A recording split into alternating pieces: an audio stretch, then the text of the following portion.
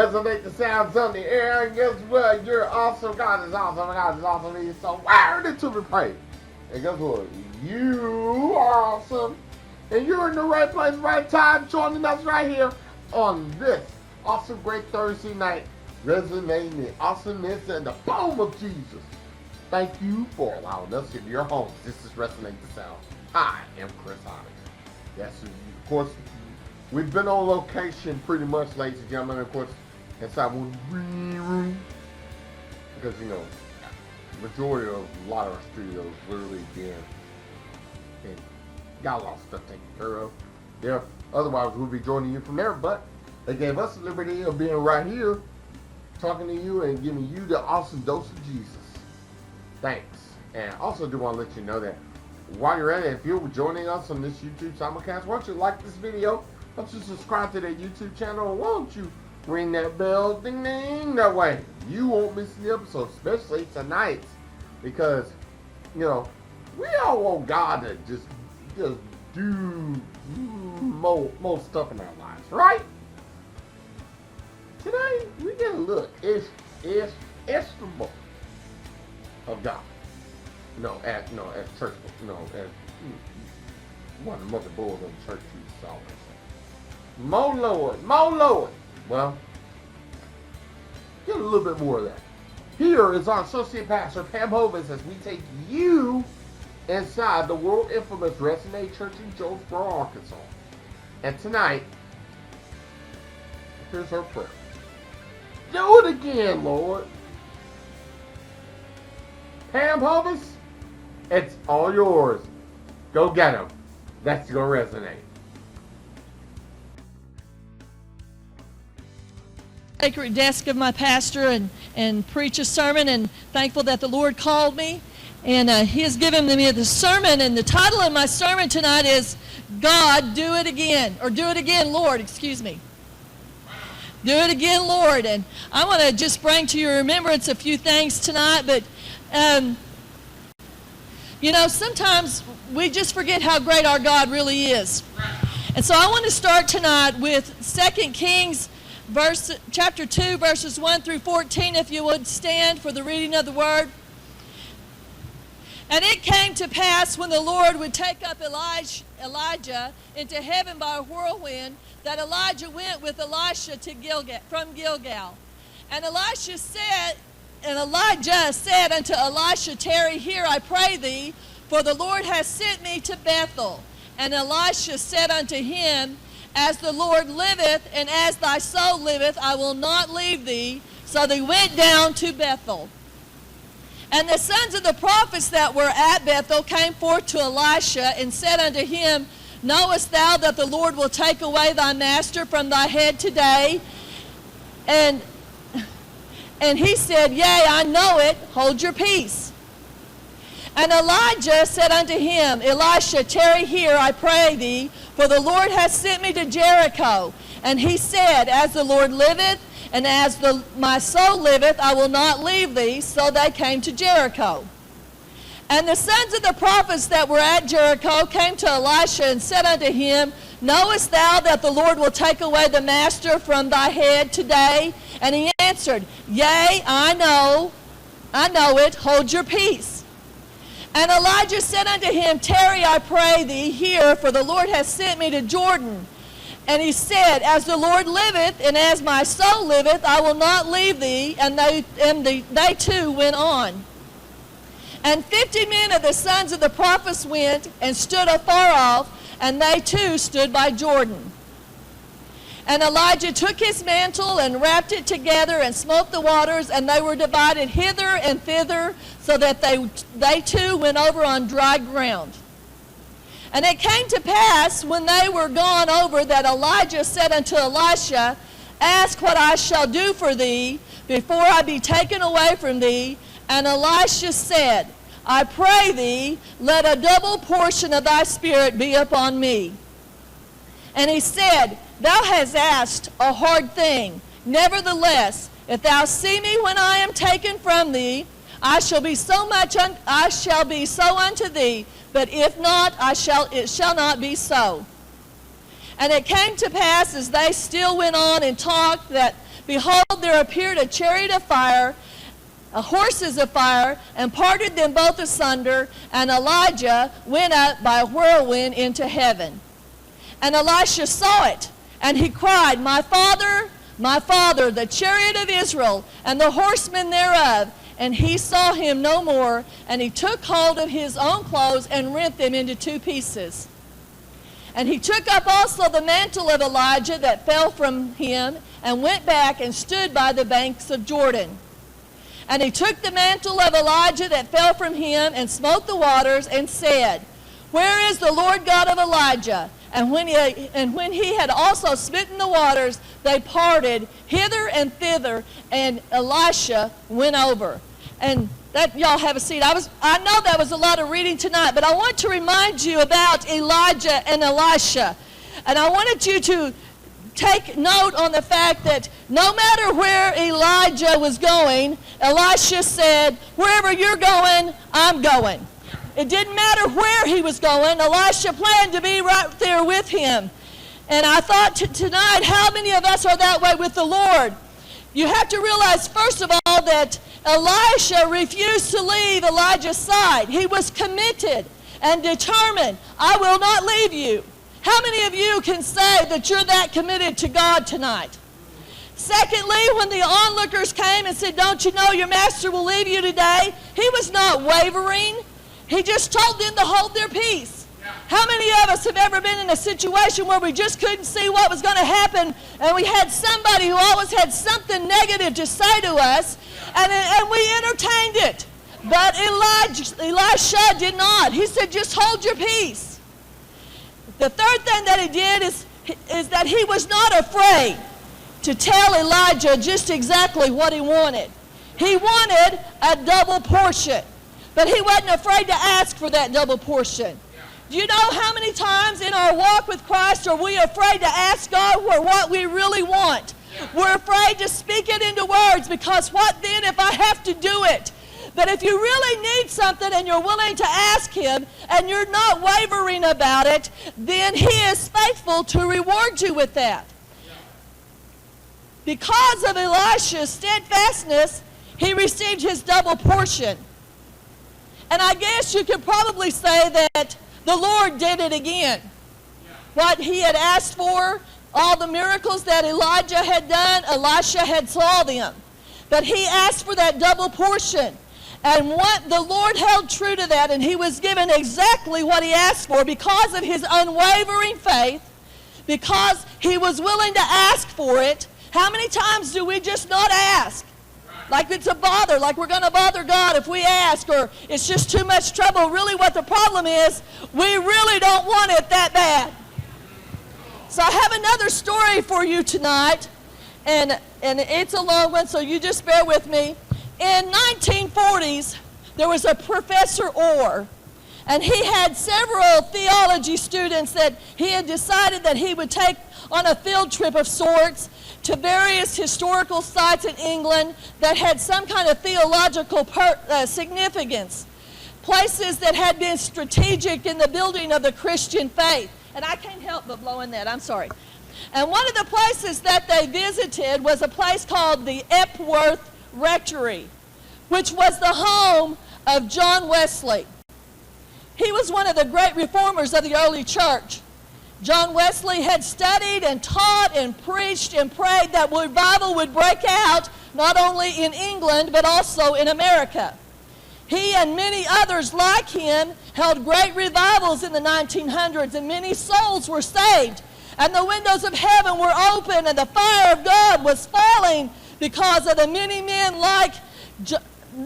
of God like John Wesley who were on their knees seeking revival. You don't hear much about revival anymore, and you don't hear much about anybody being on their knees praying for very long, because we're in a microwave society now where we want it, and we want it right then.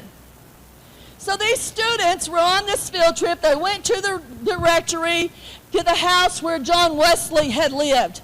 And they were walking in, and they got to see the kitchen where he had cooked and where he had eaten.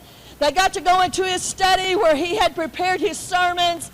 they could see his books on his desk and actual handwritten notes by this great man of God. And they were in awe.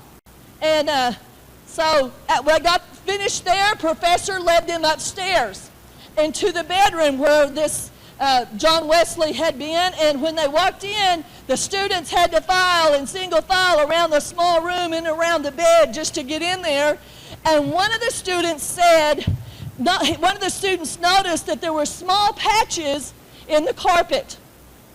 They were well-worn patches in the carpet fibers on the floor, right next to each other, right beside the bed. Now the student asked the professor about those patches that were worn beside the bed, and Professor Orr explained that it was said that those patches were there from every single morning where John Wesley would get on his knees at the edge of his bed and pray, not for just a few minutes, but he would pray for hours, asking the Lord to pour revival out so that the word would go forth. It wasn't a quick 5-minute thing. You know, one of those prayers you pray at night when you lay down to go to sleep, and then, you know, that's it. He got up every morning and spent hours praying for revival.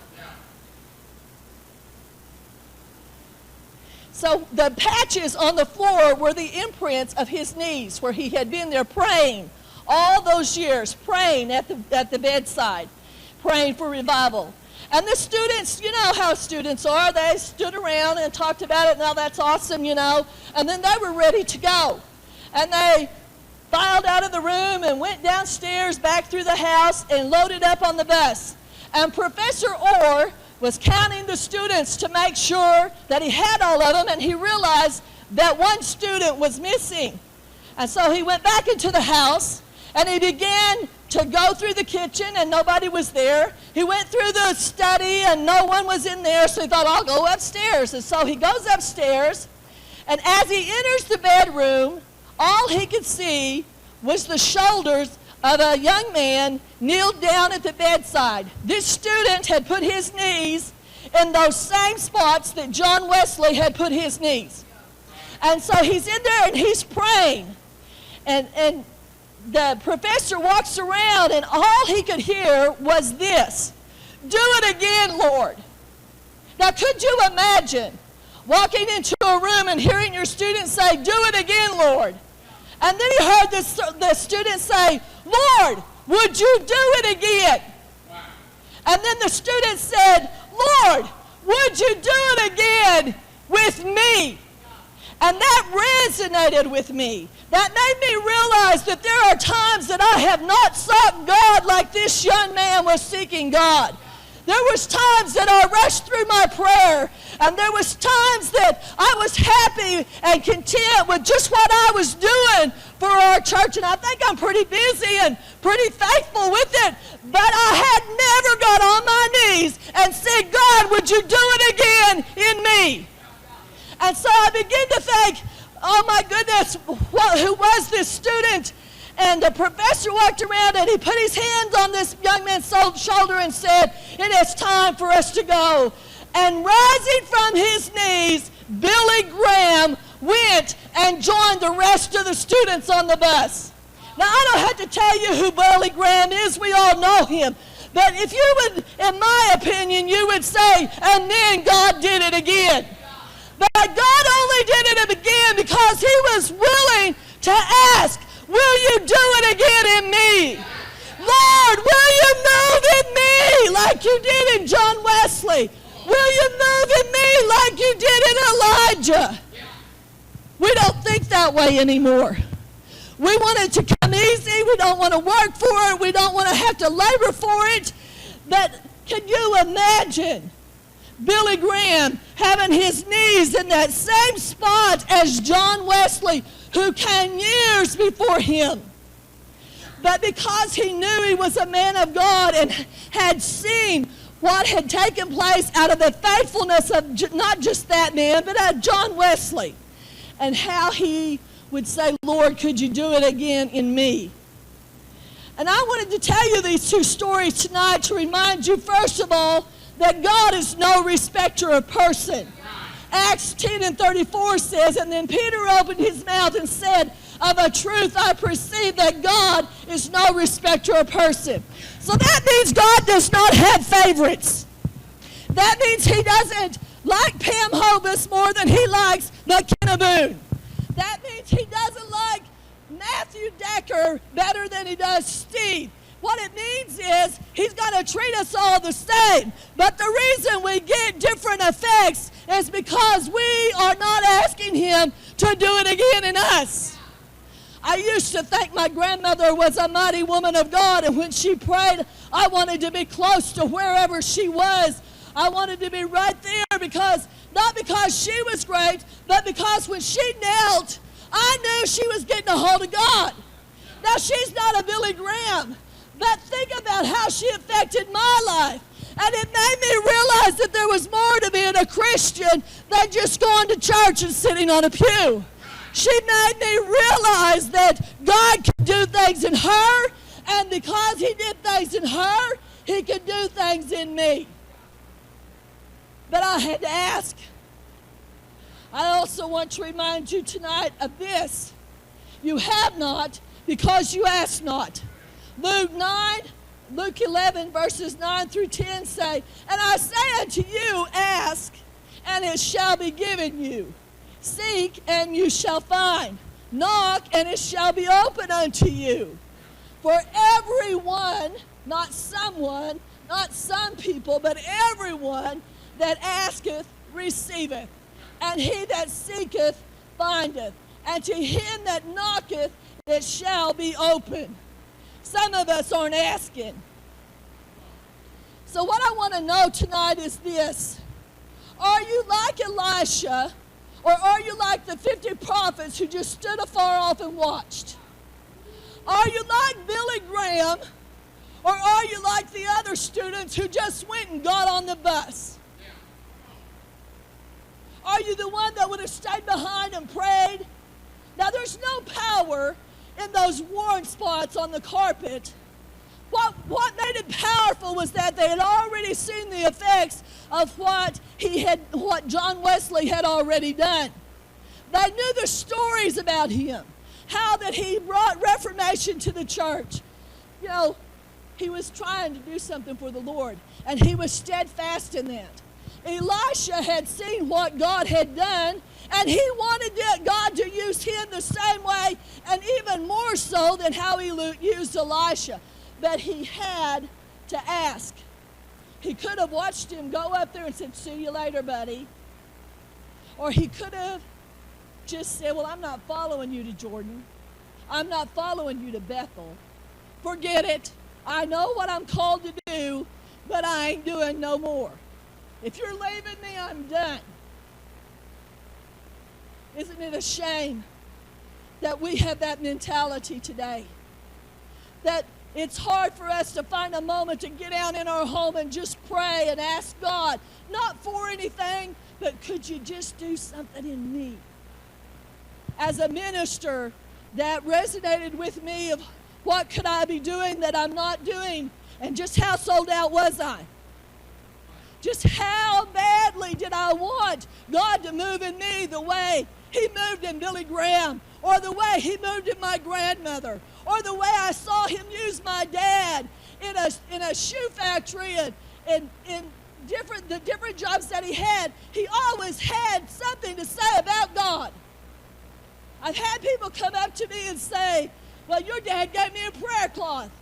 And he would tell me that on the night shift, they would stop and they would get those prayer cloths and they'd begin to pray and they would pass them out to people. And I've had countless people tell me I was healed from cancer, or I was healed from this. Your dad gave me a prayer cloth. But he had to ask God to use him that way. And when I look back at those that paved the way, my great-grandfather was a missionary in America for the Missionary Baptist Church. And he traveled all over the United States preaching the gospel. So how many people did he touch? And I'm afraid to get up here and stand behind the pulpit when I know I'm called. How many people was he able to lead to Jesus because of his faithfulness, even when it was hard? Some places he walked to. But he had a mentality of, God, do it in me. Could he get tired? Yes. Could he have given up? Yes. But why would you give up if you're sold out and you really want to see the Lord move in your ministry? You know, I don't know how old he was, but it had to be in the 40s when he was traveling around doing this. So how many people did he influence? How many times have you heard your grandmother pray and she influenced your life? You say, well, that's not as big as Elisha or Billy Graham. But how big could you be if you were willing to be obedient to God and ask him, God, could you do that again in me? Just do it again in me. How committed are you? How committed are you to your ministry? How committed are you to your church? Are you willing to wait for God to do it in your life? Or are you in a hurry and it doesn't happen, so let's try something new? Are you satisfied with being, I go to church on Sunday, and I know just enough scripture to get me through the day. Or I can say a prayer every day before I go to sleep, Lord. And sometimes I might even actually get it finished before I fall asleep. Is that the kind of Christian you want to be? Is that what you want to be known for? These men of God had a desire to see God do something in their lives. They had seen him work, or they had heard of the work he did, and they wanted to do the same thing in their lives. Imagine how we could impact this world for Jesus if we were as determined as Elisha and Billy Graham to have God do it again and then. I just wonder what would happen if some of us would say, Lord, would you do it again with me? I wonder if we're faithful enough to the Lord to follow him and brave enough to ask him, will you do it again in me? You may say, well, I am not Billy Graham and I am not Elisha. Well, no, you're not. And God didn't want you to be them. He just wants you to be you. He wants you to be you working through him. That's why none of us are the same. That's why I can reach some people where others are going to reach others. We're going to travel different roads and come in contact with different people. And we can let those people pass us by, or we can say, God, would you do it again in me? How about you? Have you ever thought that maybe the Lord is wanting to do something in you, like start a revival in our country, in our city? Or maybe he's just waiting on you to ask him, will you do it again in me? I hope I have challenged you tonight. I hope that story resonated with you in such a way that you say, Lord, am I seeking you in all of those things? Lord, you did it once. Could you do it again? Wait a minute, Lord, could you do it again with me? That makes a big difference. When you look at how many times you and I come to church, and if we're not careful, we fall into a routine. And we don't have to aspire to be a big evangelist like Billy Graham. We don't have to aspire to have a double portion like Elisha. But we have to aspire to have something that God can do in us. Could you imagine? Do it again. I love those lines, and I'm going to read them to you again. Where he said, Lord, do it again, Lord. Lord, would you do it again? Lord, would you do it again in me? There's action required when we ask him to do it again in me. Staying home isn't an option when you ask him to do it again in me. Failure to witness is not an option when you're asking God to let me do it. Will you do it again in me? How many of us can say we've ever prayed that prayer? How many times in our life have we let things pass us by because we just didn't ask God to do it again? Do it again, Lord. Do it in me. I can think of all the great men and women in the Bible and the great men and women in history, and the great evangelists that I look up to and admire, and I could look at them and say, well, they're awesome. Or I could say, Lord, would you do it again in me? You say, well, I'm not called to preach, but you are called to be a witness and to lead people to Jesus. You're not called to sit here. You're not called to endure. You're called to be a servant of God. It's just like that song years ago they used to sing, He'll do it again. He'll do it again. But we have to ask Him. If you need that healing, He'll do it again. If you need that encouragement, He'll do it again. If you want your ministry or let me say it this way, if you want your love for Christ to grow, just ask Him, Lord, would you do it again? Instead of looking at McKenna up here on the platform, how awesome she is when she preaches and sings, would you say, Lord, would you do it in me? So we get so busy looking at those around us that sometimes we don't think we're ever going to measure up, and I have been there. But I won't be there no more. Because this stirred me to the point that I said, oh my Lord, sitting in my chair at home, I said, Lord, I've never asked that. I never thought about saying, Lord, could you do it again? And when you do it again, would you do it in me? That ought to be all of our prayers today. It's, Lord, just do it again. Do it in me.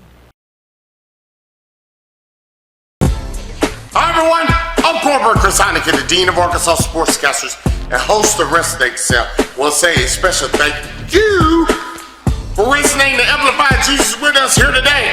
No matter where you are, if you're joining us live here at Resonate Church, whether you're joining us nationwide courtesy of your local syndicated television stations across the country, or if you're joining us internationally and globally courtesy of our YouTube simulcast. Thanks so much for resonating Jesus with us. Now, you're asking and you're saying, Cornbread, resonate.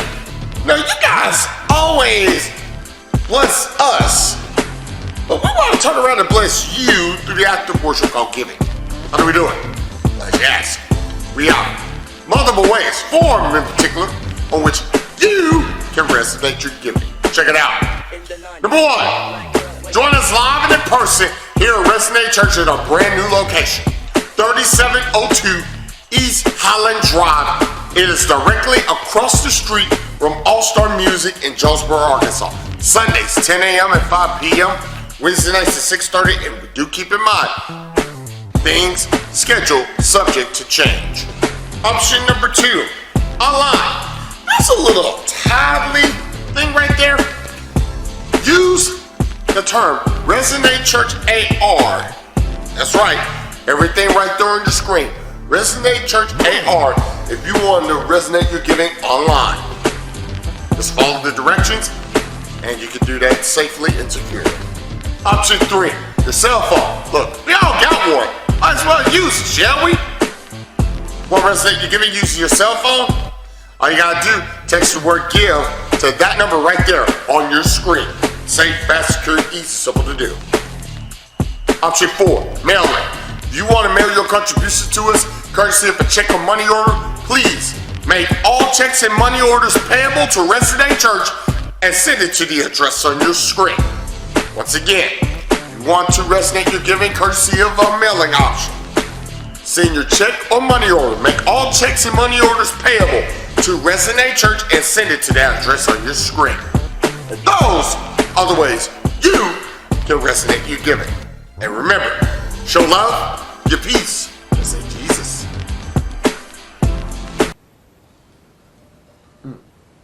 Woo! That's powerful. At the edge of your seat. That's powerful. Thanks, Pam. Wow. God, you done way so much. Just do it again. Why don't we say that in our lives every day? God, you blessed me so much. God, I thank you. I praise you for doing everything again. Just for doing it again. God, thank you just for renewing my mind again. Thank you just for renewing my soul again. Thank you for renewing my body again. Thank you for your refreshment. Everyday refreshment, time after time again. When are we going to ever start saying, thank you, God, for doing all this? And, to borrow a phrase from godly people, if you want something from God, what you got to do? You just ask. And then when you ask and God give it to you, what you supposed to do? Say thank you. And when he does it again, what you going to do? Say thank you. When someone does something nice for you again, time again, what should be your first response? Thank you. We should be doing that towards God. Because God does a whole lot more than what you think. And he keeps doing it again and again and again and again. And we should be thanking and praising him for all of it. God, thank you for resonating your sound to us again. Thank you for doing it again. And thank you at home for watching. Ain't no service like a live wrestling service, because a live wrestling service don't stop. Why don't you join us live there at Wrestling? Turn all the info right there on your screen. Plus, multiple ways you resonate, you're given the other options at our website, WrestlingChurchAR.org. And all the pictures, all the news, all the scoops, all the views, all the info, so much more. It's Facebook.com/WrestlingAR is the place. And if you're joining us on this YouTube simulcast, like the video, subscribe to the channel, and ring the bell, ding, ding, ding, ding. That way you won't miss any episode. And we got another good one for you coming this Sunday night. Oh my goodness, it is on this Sunday night. We encourage you to join us at 11 p.m. Eastern on YouTube simulcast. If you're joining us on this station, you'll have it right after your local. Well, I do. Show love, give to you all. To resonate you, we'll see you Sunday night, 11 p.m. for the YouTube simulcast. And after your late local news. Good night, Canada. Good night, everyone. Neither death nor grave. Stop, I got, no sing this.